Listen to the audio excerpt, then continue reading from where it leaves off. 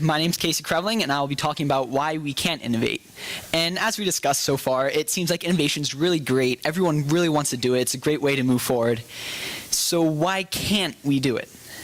I'm going to try to cover some of those steps today. First, I have a short little video by Darren Brown. And if you've never heard of him, he's this British psycho-illusionist kind of guy. He's really cool. He does a lot of cool mind tricks. And the one I'll be showing you, he conducts what he calls the Russian scam. And the story behind it is that this is a scam that people carry out in the streets of Russia to kind of steal from innocent victims. But it's not the conventional sort of mugging that you think of. So check it out.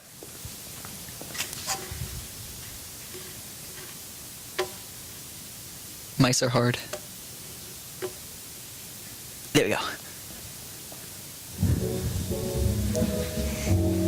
Excuse me, do you know which way the actual closure bridge is? Possibly. I'm not ready for now, but I think if you go to Maine or if you follow down, just go down this road, keep going and send it up down the side. So it is down there? Yeah. That's the tower, isn't it? There's, you know on the arts we do? No. Yeah, I did that to me. Okay, so it's down there. Right, alright, sorry about that. Cheers. Thank you so much. Yeah, right, so it's just down there. Can you just grab that, just grab your watch and then you've got a phone here as well. It's perfect. I'll just grab your thanks. I'll take it off. Lovely. Cheers. We'll just grab your phone as well and your mouse keys. Thank you. Thank you very much. Alright, so it's just literally just down there, yeah? Not down, got that. So it's just straight down there and... Keep going on the left hand side as you go further down the road. Alright, lovely. Thanks so much, cheers there. Thank you, you're fine, thank you.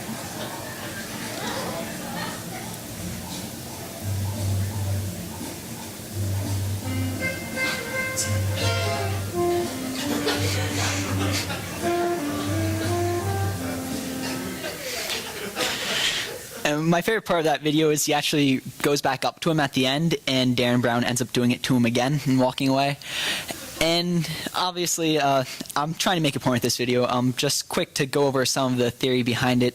A lot of people obviously think it's fake, but under more scrutiny, it definitely seems a lot more plausible than you would first think. Darren's doing a lot of like nifty mind tricks. He's using suggestibility. He's mirroring his actions, stuff like that. But the one thing that really seals the deal is the handshake interruption. And I'm not sure if you really caught it in the video, but he shakes the guy's hand at one point. For the first thing, it's kind of illogical to be shaking a hand with someone who's giving you directions. But Darren does it, and instead of following through with the handshake, he actually kind of pulls the guy's hand towards him. And the theory behind this is that handshakes are a really common thing. People do them all the time. You don't even really think about it. It becomes a rote task. So this guy kind of goes into autopilot when he goes to shake his hand. And then Darren pulls his hand towards him. And the guy kind of gets thrown into this trance because his mind gets confused. He's thinking, this isn't how a handshake's supposed to go. What's happening? What am I supposed to do? And basically, his mind starts looking for a suggestion, some sort of guidance to tell him how to respond to this. And in this case, the suggestion he's getting is Darren saying, give me all your stuff. So what does this mean for us?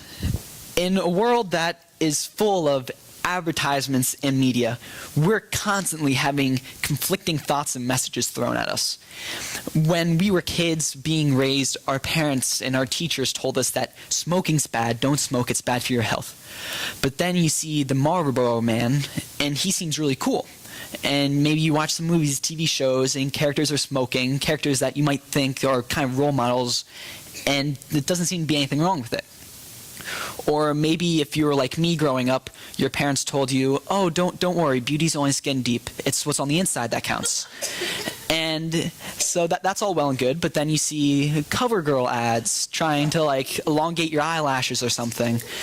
Maybe you pick up a magazine, it's Maxim's like sexiest women alive. Or if you've seen Twilight, which I obviously haven't, but if you've seen it, I hear from people that guys are taking off their shirts left and right, and obviously they're not going to cast like Seth Rogen or something for that part. So maybe what you were led to believe isn't quite right. So now what you're thinking is really conflicting, and you're not really sure what to think. And much like the victim in the Russian scam, you start searching for some sort of guidance or suggestion on what you're supposed to do. And in too many cases, we lash on to media and advertisements. And the problem is that too often, that really defines us, like what type of consumers or how much we conform. If you think about it, there's age-old debates. Are you a Coke person or are you a Pepsi person? Do you like Windows or do you like Mac? Do you like Yankees or the Red Sox? Rolling Stones or the Beatles? Facebook or Twitter? Do you love Steve Carell or do you just like being wrong? And the thing is, this is really how we interact. We spend a lot of time searching for common ground. When we meet new people, we really look for stuff to bond over. We might ask them, oh, what are your hobbies? What are your favorite bands? Where did you go to school? But what we're wondering isn't, oh, I wonder what college this person went to. We're thinking, I wonder how can we connect with this person based on what college they went to. So we're really looking for common ground, identifying how we're the same rather than how we're different. And obviously I understand there's a fine line between lazily just accepting common ground and complete polarization. We can't go around all the time trying to establish diversity. But on the other hand, we can't be afraid of it. And in today's business world, it's kind of becoming old hat. You know, businesses will throw in a diversity tolerance day once a year to cover their bases. But diversity isn't just about race or religion or gender. Diversity is ideas. And we need to make sure that we're open to ideas and we're sometimes accepting of new ones, or at least willing to consider new ideas. Because ideas are scary, they're frightening. And you just have to look as far as politics to see that. If you think back to the Cold War, people fought and died over ideas. So, that is one thing that we really need to keep in mind when we're talking about ideas, that in a world that is hostile to new ideas, how do we foster new ones? So that's the first challenge I'd like to pose. Be open to new ideas. Be willing to encourage them. Which brings me to my second inhibitor of innovation, which is not that one. I swear I'm an honor student. Okay, the next inhibitor of innovation. The thought that innovation isn't possible for someone like me. We get really caught up in this thought that innovation is my boss's job. It's my teacher's job to think of new, cool lessons. It's the job of engineers who have expensive degrees from Ivy League schools to come up with the next innovation. And that's really untrue. I saw this great quote by Bill Gates, and he said that there's this misconception that all the great ideas that Microsoft is coming out with come straight from the top. But he said that's not true at all. In fact, if you look at companies such as 3M and Google, they have this policy, sometimes a 15% or 20% policy, where they give all their employees 15 or 20% paid personal time to tinker around with anything they might have come across during the workday. And when I say all employees, I mean all employees. It's not just the engineers or the scientists. It's the marketers. It's people who might not actually be making the products. And they do this because they recognize that everyone has innovative potential. And because of programs like this, we have Post-it notes, we have clear adhesive bandages, we have Gmail, and we have Google Maps. All came out of those paid personal time programs. Also, I read this study by professors from Brigham Young University, INSEAD, and Harvard. And what they did is they interviewed 100 top innovative executives and business people, and they came up with this innovators' DNA. And they saw that these are 5 skills that innovators really excel in, that they use often. And those skills are associating, questioning, observing, networking, and experimenting. And those are all pretty self-explanatory. But the one thing that I found was really interesting that the article stressed was that associating is the only cognitive skill out of those 5. The rest are all behavioral, which means that if we want to think differently, we have to act differently, which means that anyone can innovate. I also read an essay by Scott Burkham, and he is a speaker, a writer, and a former Microsoft employee. And he identified many of those same innovator DNA, those 5 innovative DNA qualities. And he also really sought to debunk the myth that innovation needs to be groundbreaking or amazing. Because when we hear innovation, we think, I need to make the next light bulb, I need to make the next airplane. But Scott said that's not what innovation is. Innovation is either creating something that's new for someone, or using old concepts and using them in new ways. Which means you don't have to make an airplane, you don't have to make a light bulb. It could be something as little as tying your shoes differently. That's an innovation. He even goes on to kind of, the people that we think are innovative geniuses, he kind of undermines them a bit. He talks about the Wright brothers, and everyone thinks that they were geniuses, they came up with the first airplane. But they really spent a lot of time observing birds in their free time, which is up there on innovative DNA, observing. And normally when we see birds flying around, we kind of take that for granted. We just like, oh, there's some birds in the park. But the Wright brothers really sat down and really observed them, and that really influenced their first airplane design. Or you have Edison, who created the first electric light bulb. The first patent for electric light actually was held by Joseph Swan. And before that, they drew their inspiration from other portable light sources. Before that, we had torches, we had gas street lamps. And the only innovation that Einstein made was saying, hey, why don't we do this with electricity? So he didn't come up with, yep, that was the only innovation he thought of. But, and the thing was that he just saw something, a need. He drew inspiration from something that was already there and just changed it.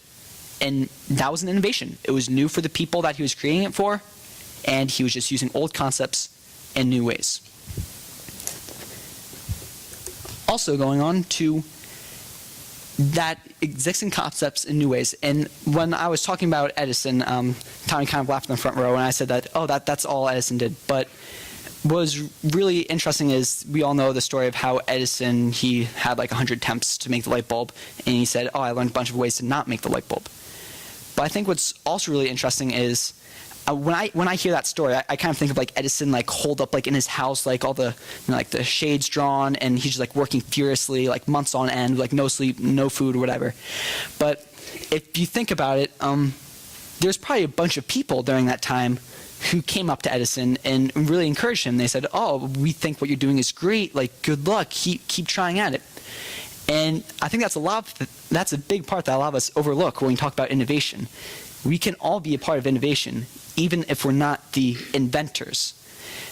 I know from personal experience, I'm part of the media department here at the school, and the one task that we have is we have to make the daily news show.